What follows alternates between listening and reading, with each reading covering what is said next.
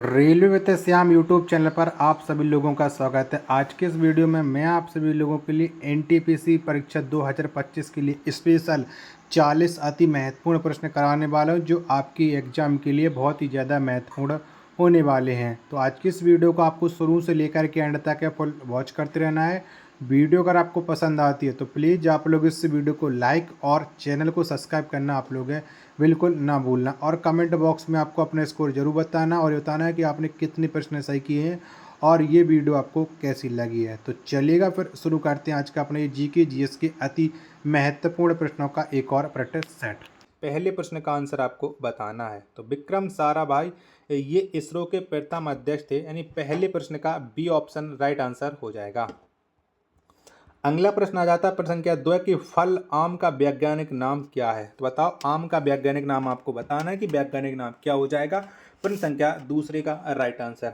तो आम का जो वैज्ञानिक नाम होता है ये होता है मैगीफेरा इंडिका, यानी 2 का बी ऑप्शन करेक्ट आंसर हो जाएगा।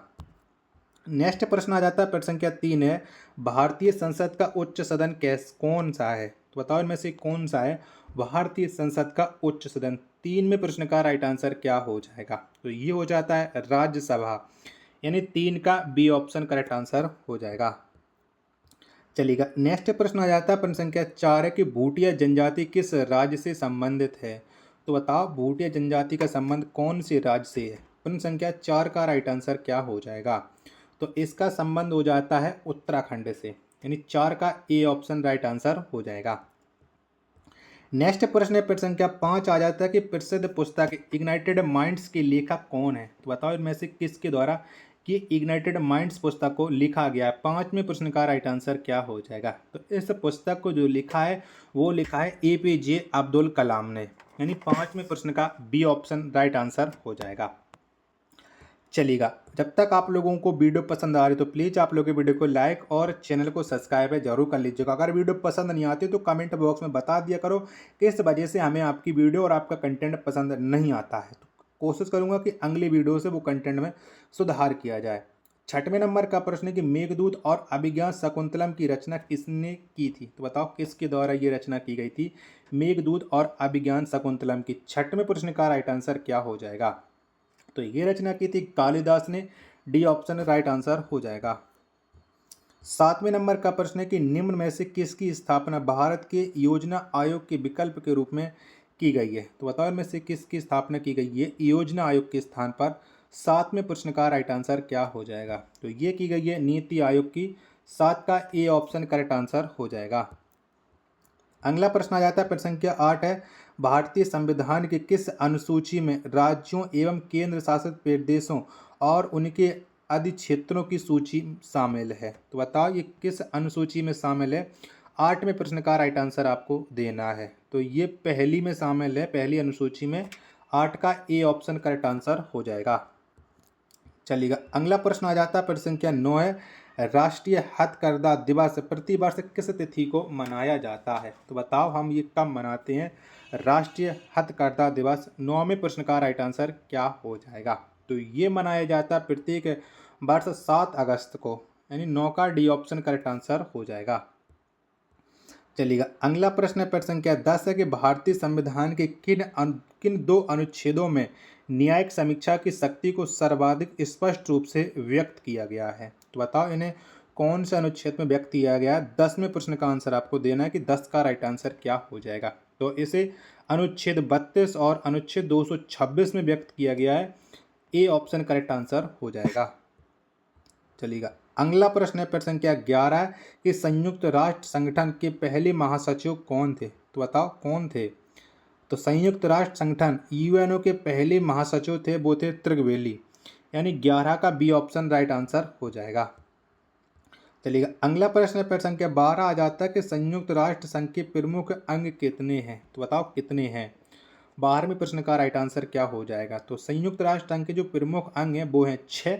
12 का ए ऑप्शन करेक्ट आंसर हो जाएगा। आशा करता हूं और उम्मीद करता हूं कि ये वीडियो और ऐसा कंटेंट आपको जरूर पसंद आ रहा होगा। तो प्लीज़ आप लोग वीडियो को लाइक और चैनल को सब्सक्राइब करना बिल्कुल न भूलें। 13वें नंबर का प्रश्न आ जाता है कि रेड पांडा विंटर उत्सव कहाँ मनाया जाता है। तो बताओ कहाँ पर मनाते हैं। तो रेड पांडा विंटर उत्सव ये हम सिक्किम में मनाते हैं, यानी 13 का डी ऑप्शन करेक्ट आंसर हो जाएगा। अगला प्रश्न प्रश्न संख्या 14 है, कोशिकाओं का अध्ययन क्या कहलाता है? तो बताओ क्या कहते हैं कोशिकाओं के अध्ययन को? प्रश्न संख्या 14 का राइट आंसर क्या हो जाएगा? तो कोशिकाओं के अध्ययन को हम कहते हैं साइटोलॉजी। 14 का सी ऑप्शन राइट आंसर हो जाएगा। नेक्स्ट प्रश्न आ जाता है प्रश्न संख्या 15 कि जीव जगत के सभी प्रजातियों के द्विनाम पद्धति का जनक किसे माना जाता है? तो बताओ किसको मानते हैं? तो जीव जगत के सभी प्रजातियों के जो द्विनाम पद्धति का जनक है ये माना जाता है कैरोलस लीनियस को। किसको? कैरोलस लीनियस को माना जाता है। 15 का बी ऑप्शन राइट आंसर हो जाएगा। अगला प्रश्न प्रश्न संख्या 16 आ जाता है कि न्यूटन किसके मापन की इकाई है? तो बताओ इनमें से किसके मापन की इकाई है? न्यूटन। 16 का राइट आंसर क्या हो जाएगा? तो न्यूटन ये बल के मापन की इकाई है। 16 का बी ऑप्शन करेक्ट आंसर हो जाएगा। चलिएगा अगला प्रश्न आ जाता है प्रश्न संख्या 17, पहला मानव निर्मित संश्लेषित रेशा है। तो बताओ इनमें से कौन सा रेशा है जिसको मानव ने निर्मित किया है? तो पहला मानव निर्मित संश्लेषित रेशा इसका नाम है नाइलॉन। 17 का सी ऑप्शन करेक्ट आंसर हो जाएगा। अगला प्रश्न आ जाता है प्रश्न संख्या 18 है कि ई बराबर एम सी स्क्वायर नामक सूत्र की खोज किसने की थी? तो बताओ किसके द्वारा ये खोज की गई थी ई बराबर एम सी स्क्वायर? 18 का राइट आंसर क्या हो जाएगा? तो इसकी खोज की थी अल्बर्ट आइंस्टीन ने। ए ऑप्शन राइट आंसर हो जाएगा। अगला प्रश्न प्रश्न संख्या 19 आ जाता है कि विश्व का सबसे बड़ा अभ्रक भंडार किस देश में स्थित है? तो बताओ ये कौन से देश में स्थित है विश्व का सबसे बड़ा अभ्रक भंडार? 19 में प्रश्न का राइट आंसर क्या हो जाएगा? तो ये स्थित है भारत में। 19 का डी ऑप्शन राइट आंसर हो जाएगा। चलिएगा वीडियो पसंद आ रही होगी तो प्लीज़ आप लोगों ने वीडियो को लाइक जरूर कर रखा होगा। अगर लाइक करना भूल गए होगे तो प्लीज़ आप कर दीजिएगा देख करके।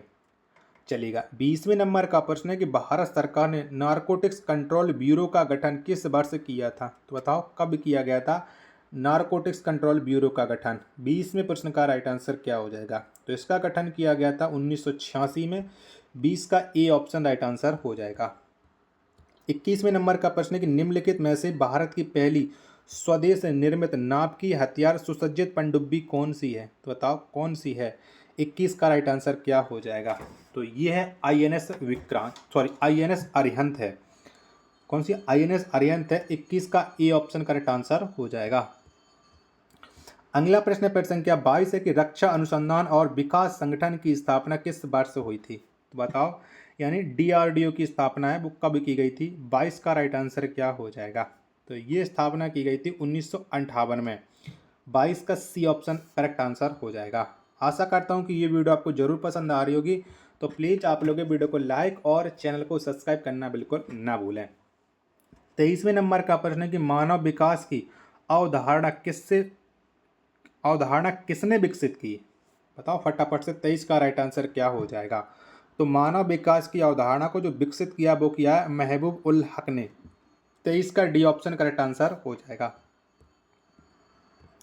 24वें नंबर का प्रश्न है कि नदी के तट पर निर्मित माजुली द्वीप का निर्माण किस नदी द्वारा होता है? तो बताओ कौन सी नदी के द्वारा होता है?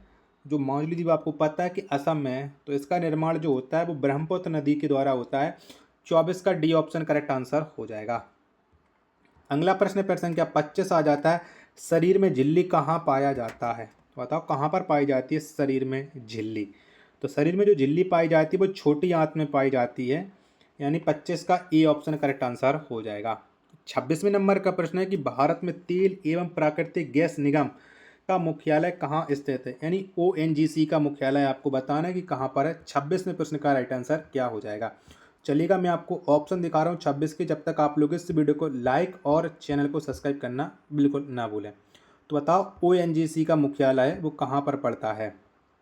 तो ये मुख्यालय उत्तराखंड में। डी ऑप्शन राइट आंसर हो जाएगा। 27वें नंबर का प्रश्न आ जाता है, किस विश्वविद्यालय ने प्रथम इलेक्ट्रॉनिक कंप्यूटर को डिजाइन एवं निर्मित किया?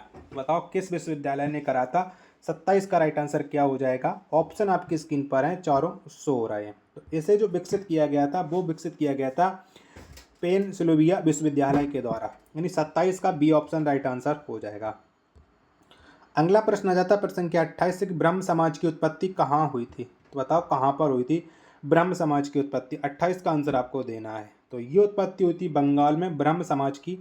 28 का ए ऑप्शन राइट आंसर हो जाएगा।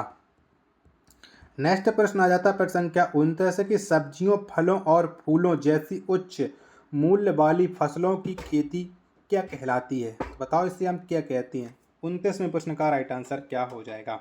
तो इस फसल को कहा जाता है हॉर्टिकल्चर। क्या हॉर्टिकल्चर कहा जाता है। 29 का सी ऑप्शन करेक्ट आंसर हो जाएगा।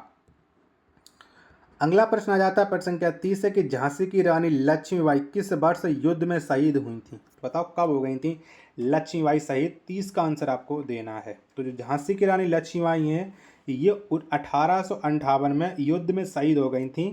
प्रश्न संख्या 30 का आंसर आपको देना है। कमेंट बॉक्स में ये बताना है कि ये कौन से स्थान पर शहीद हुई थी रानी लक्ष्मीबाई। 31 नंबर का प्रश्न आ जाता है कि मधुबनी कला किस राज्य से संबंधित है। तो बताओ मधुबनी कला का संबंध है वो कौन से राज्य से। 31वें प्रश्न का आंसर क्या हो जाएगा। तो मधुबनी कला का जो संबंध है वो है बिहार से। 31 का सी ऑप्शन राइट आंसर हो जाएगा। अगला प्रश्न आ जाता है प्रश्न संख्या 32 है भारत के पहले रेलवे विश्वविद्यालय का नाम क्या है। तो बताओ कौन सा है भारत का पहला रेलवे विश्वविद्यालय। 32वें प्रश्न का राइट आंसर क्या हो जाएगा। तो ये है भारतीय रेल एवं परिवहन संस्थान। 32 का सी ऑप्शन करेक्ट आंसर हो जाएगा। नेक्स्ट प्रश्न आ जाता है प्रश्न संख्या 33 से कालबेलिया लोकगीत एवं नृत्य किस राज्य से संबंधित है। तो बताओ कौन से राज्य से इसका संबंध है कालबेलिया लोकगीत एवं नृत्य। तो इसका जो संबंध है वो है राजस्थान से। 33 का बी ऑप्शन करेक्ट आंसर हो जाएगा। 34वें नंबर का प्रश्न आ जाता है कि भारत का एकमात्र सक्रिय ज्वालामुखी कहाँ स्थित है। तो बताओ कहाँ पर है। तो भारत का जो एकमात्र सक्रिय ज्वालामुखी है वो है बैरनदीप। 34 का बी ऑप्शन करेक्ट आंसर हो जाएगा। चलिएगा अगला प्रश्न आ जाता है प्रश्न संख्या 35 है संयुक्त राज्य पर्यावरण संरक्षण अभिकरण की स्थापना कब की गई थी। तो बताओ ये स्थापना कब हुई थी। 35वें प्रश्न का राइट आंसर क्या हो जाएगा। फटाफट से कमेंट बॉक्स में बताना है। और वीडियो को लाइक नहीं कर रखा होगा तो लाइक आप लोग जरूर कर दीजिएगा। तो ये स्थापना हुई थी दिसंबर 1970 में। 35 का डी ऑप्शन राइट आंसर हो जाएगा। अगला प्रश्न आ जाता है प्रश्न संख्या 36 है भारत की पहली इंजन रहित रेलगाड़ी का नाम क्या है। तो बताओ कौन सी वो रेलगाड़ी है भारत की जिसमें इंजन नहीं है। तो इंजन रहित रेलगाड़ी है वंदे भारत एक्सप्रेस। 36 का बी ऑप्शन करेक्ट आंसर हो जाएगा। अगला प्रश्न प्रश्न संख्या 37 आ जाता है कि रत्नावली की रचना किसने की थी। तो बताओ किसके द्वारा रत्नावली की रचना की गई थी। 37वें प्रश्न का राइट आंसर क्या हो जाएगा। तो रत्नावली की जो रचना की थी वो की थी हर्षवर्धन ने। यानी 37 का बी ऑप्शन करेक्ट आंसर हो जाएगा। आशा करता हूँ कि ये वीडियो आपको जरूर पसंद आई होगी। तो आज के इस वीडियो में इतने ही प्रश्न थे। वीडियो को लाइक करना, चैनल को सब्सक्राइब नहीं किया होगा तो जरूर कर लीजिएगा। मिलते हैं अपने एक और नेक्स्ट वीडियो के साथ। तब तक के लिए धन्यवाद। जय हिंद।